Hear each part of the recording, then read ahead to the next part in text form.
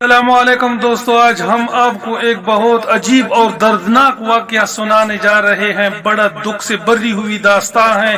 بہت سخت عذاب آیا تھا لوط علیہ السلام کے قوم پر۔ وہ قصہ، وہ واقعہ ہم آپ کو مختصر انداز میں بتانے جا رہے ہیں۔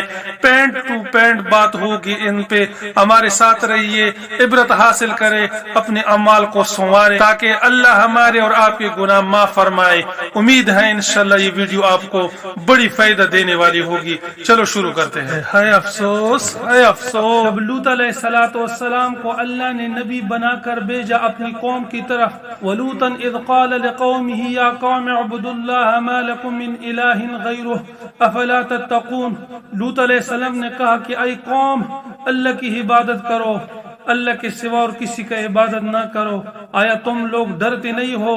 جب لوط علیہ السلام کی قوم نے اپنے پیغمبر کی بات کو جھٹلایا، اپنی پیغمبر کی بات کو نہ مانا، لوط علیہ السلام نے دعا کی کہ یا اللہ میرا تو کوئی نہیں ہے، اس پہ آپ عذاب مسلط کرے۔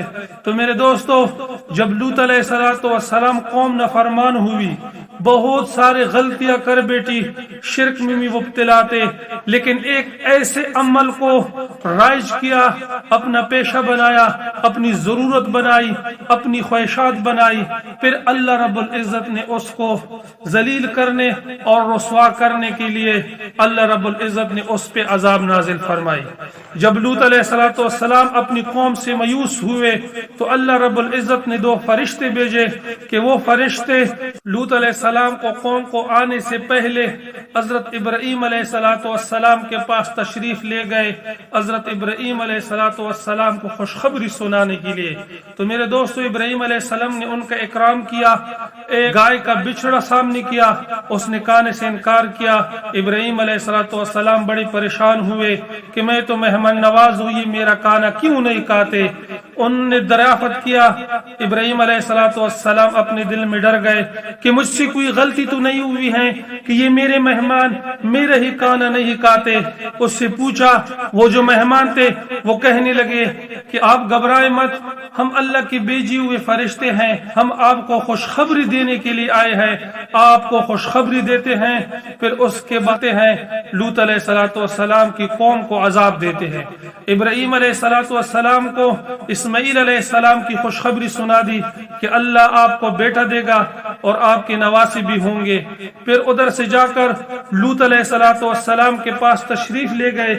جب لوط علیہ السلام کے ساتھ بیٹھے تو وہ دونوں بہت حسین نوجوان کم سن لڑکوں کی صورت میں آئے کہ بہت خوبصورت تھے، اور لوط علیہ السلام کی قوم کی جو لغزش تھی، جو خطا تھی، جو گناہ تھا، وہ لواطت تھی کہ وہ اپنی بیویوں کو چھوڑ کر، اللہ رب العزت کے رسول نے بھی ان کو یہی کہا، اَإِنَّكُمْ لَتَأْتُونَ الرِّجَالَ شَهْوَةً مِّن دُونِ النِّسَاءِ بَلْ أَنْتُمْ قَوْمٌ تَجْهَلُونَ، کہ تم لوگ دوڑتے ہو مردوں کی طرف اپنی خواہشات پوری کرنے کے لیے بجائے اپنی بیویاں چھوڑ کر۔ آیا تم لوگ عقلی ہو؟ آپ کو عقل بھی ہے کہ یہ غلط کام ہے، پھر بھی کر لیتے ہو؟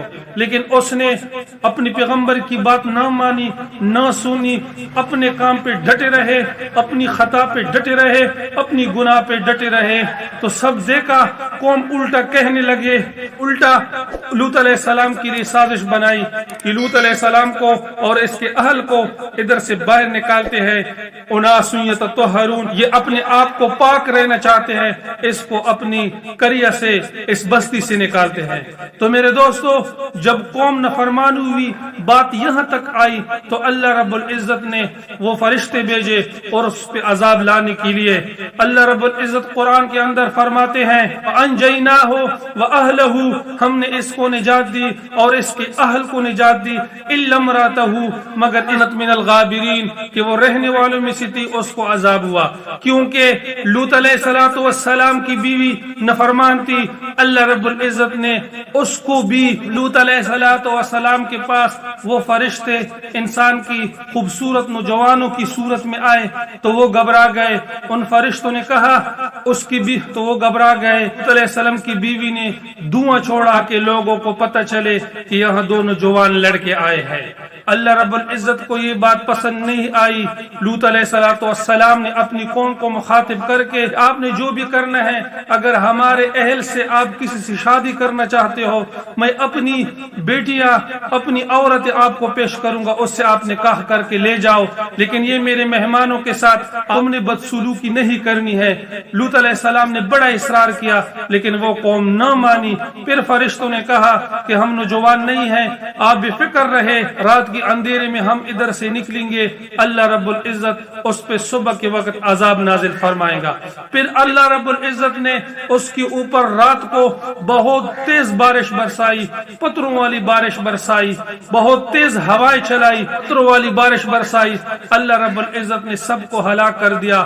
اللہ رب العزت نے فرمایا فَأَنْجَيْنَاهُ وَأَهْلَهُ إِلَّا امْرَأَتَهُ کہ ہم نے لوط علیہ السلام اور اس کے اہل کو نجات دی مگر اس کی بیوی کے علاوہ, کیونکہ اس کی بیوی نافرمانوں میں سے تھی, وہ ایمان نہ لائی, اسی وجہ سے اللہ رب العزت نے اس کو بھی ہلاک کر دیا. میرے دوستو, سارے بیان سارے مضمون کا خلاصہ یہ ہے کہ لوط علیہ السلام کی قوم جو حرکت کرتی تھی وہ بالکل ناقابل برداشت تھی.